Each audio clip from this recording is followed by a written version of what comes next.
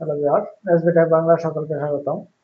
আজকের ভিডিওর মূল বিষয়বস্তু হচ্ছে বেসরকারি শিক্ষা প্রতিষ্ঠানে অ্যাডহক কমিটির আবেদন অনলাইনে কিভাবে করতে হয় সেটাই আজকে আমরা দেখব। বেসরকারি শিক্ষা প্রতিষ্ঠানে প্রথমে অ্যাডহক কমিটি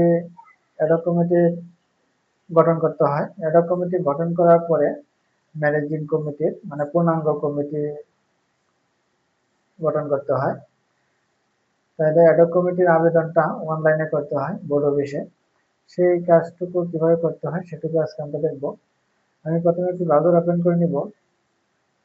আমি গুগল ক্রোম ব্রাউজারটা ওপেন করে নিলাম। এখন সার্চ বারে আমি আমার যে বোর্ডের আন্ডারে আমি আছি সেই বোর্ড অফিসে প্রবেশ করব। আপনারা যার যার বোর্ড আছে সেই বোর্ডের ওয়েবসাইটে প্রবেশ করবেন।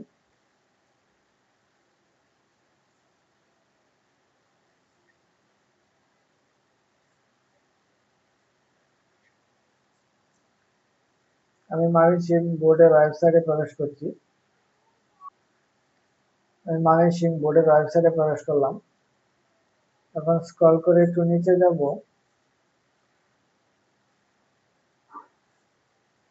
এখানে আওয়ার সার্ভিসের একটু নিচে দেখবেন ই সেবা নামক একটি অপশন আছে। ই সেবা, এই ই সেবাতে ক্লিক করবেন। ই সেবাতে ক্লিক করার পরে এরকম একটা পেজ ওপেন হবে। এখানে আছে অনলাইন আবেদন ফরম। এখানে রয়েছে শাখা। আমি শাখা বিদ্যালয় শাখা দিব। যার যার কেউ যদি কলেজ শাখা থাকেন তো কলেজ শাখা দিবেন, আমি বিদ্যালয় শাখা দিব। এখানে আছে আবেদনের বিষয়।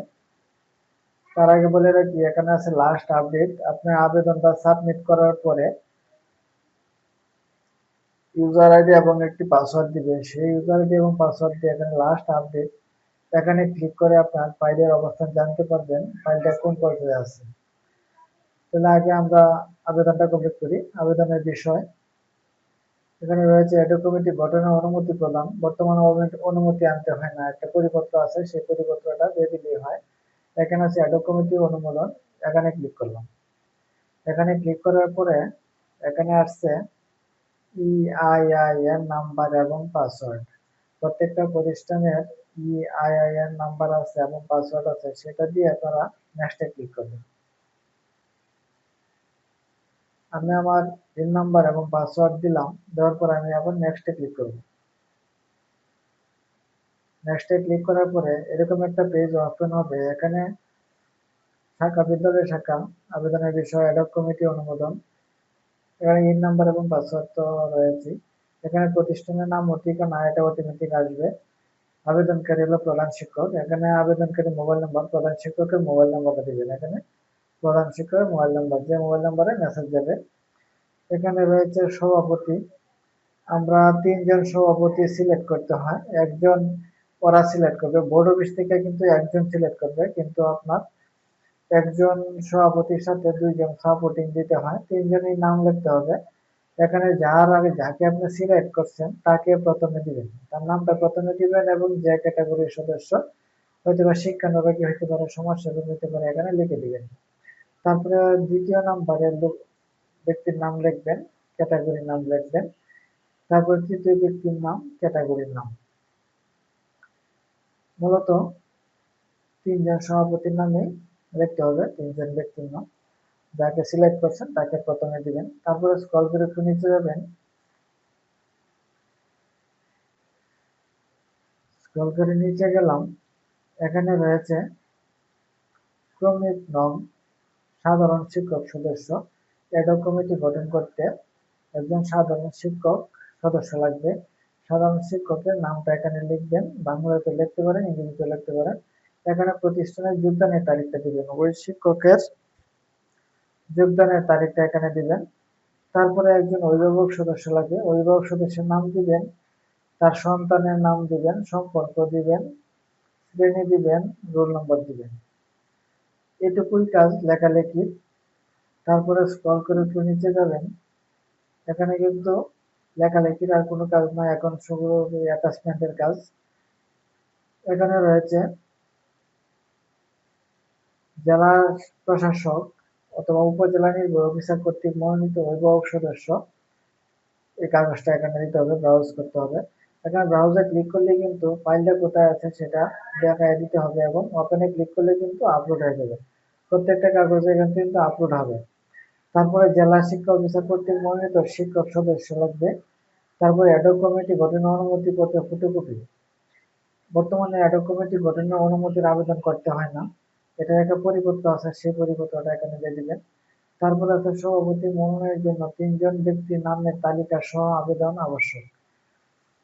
3 জন সভাপতি যে প্রস্তাব করছেন সেই প্রস্তাবিত 3 জন ব্যক্তি সম্বলিত নামের তালিকাটা লাগবে এবং আপনার যে অনুমোদন পত্রটা আছে সেটাও এখানে দিতে হবে অ্যাটাচ করে। তারপরে অন্যান্য দেয়পত্র যদি থাকে, তারপরে বিগত কমিটি অনুমোদনের প্রতিষ্ঠান প্রদান কর্তৃক সত্যায়িত ফটোকপি দিবেন, মানে কমিটির কাগজটা। তারপরে দিতে হবে সর্বশেষ স্বীকৃতি নবায়ন পত্রের ফটোকপি। তারপরে দিতে হবে প্রস্তাবিত সভাপতিগণের শিক্ষাগত সনদের সত্যায়িত কপি।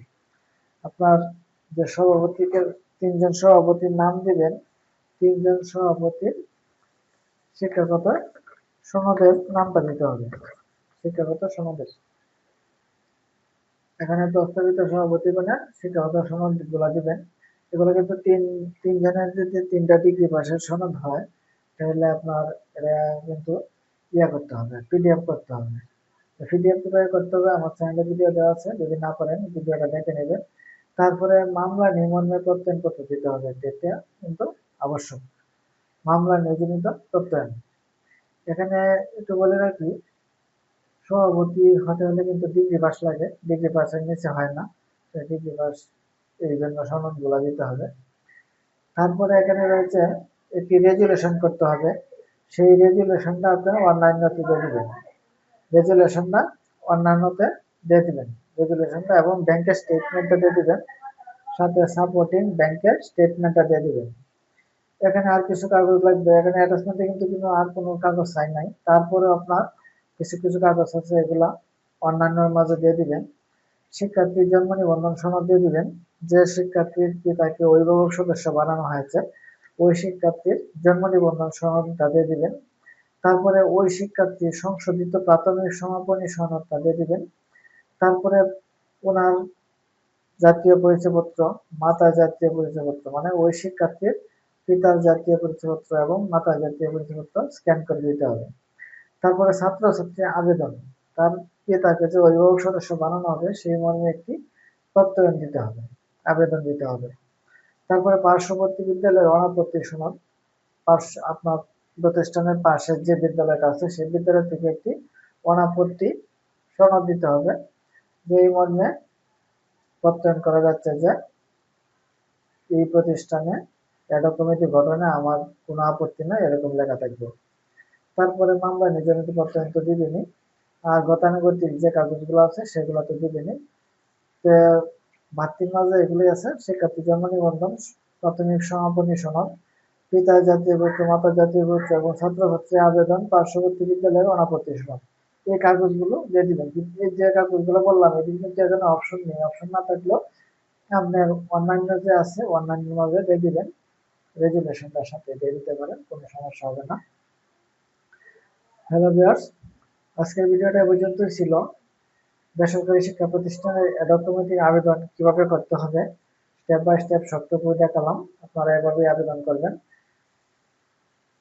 তারপরে সাবমিট করে দিবেন, এখানে ক্লিক করবেন, এখানে ক্লিক করার পরে সাবমিট দিয়ে দিবেন। সাবমিট দেওয়ার পরে কিন্তু একটি প্রিন্ট কপি প্রিন্ট করে নেবেন এবং পাশেই সোনালী সেবা অপশন থাকবে, সোনালী সেবায় প্রবেশ করে আপনি অনলাইনে টাকাটা দিতে পারবেন, বিকাশের মাধ্যমে দিতে পারবেন, নগদে দিতে পারবেন, রকেটে দিতে পারবেন, আবার ব্যাংকের মাধ্যমে দিতে পারবেন। তবে বিকাশে দেওয়াটা অনেক এখন বর্তমানে ভালো, সাথে সাথে পেজ দেখা যায়, কিন্তু ব্যাংকে টাকা জমা দেওয়ার পরে অনেক সময় ঝামেলা হয় এবং পরের দিন পেজ দেখায়, কিন্তু বিকাশে দেওয়াটাই অনেক অনেক ভালো হয়। এবং পরবর্তী লাস্ট আপডেটে প্রবেশ করে কিন্তু আপনারা ইউজার আইডি এবং পাসওয়ার্ডে প্রবেশ করে আপনারা দেখতে পারবেন ফাইলের কি অবস্থানটা, সবটুকু দেখতে পারবেন। তাহলে ব্যাস আজকের ভিডিওটা লেন্থি করবো না, আপনারা আমি যে ভিডিও দেখেছি সেই ভিডিওটা আপনারা দেখেন, ভিডিওটা দেখে আপনারা নিজেদের আবেদনটি নিজেরাই করতে পারবেন। তারপরে যদি কারো কোনো সমস্যা হয় আমাকে ইনবক্সে জানাবেন, আমি সমাধান করার চেষ্টা করব। তো আজকে এ পর্যন্তই। ওকে, থ্যাংক ইউ, ধন্যবাদ।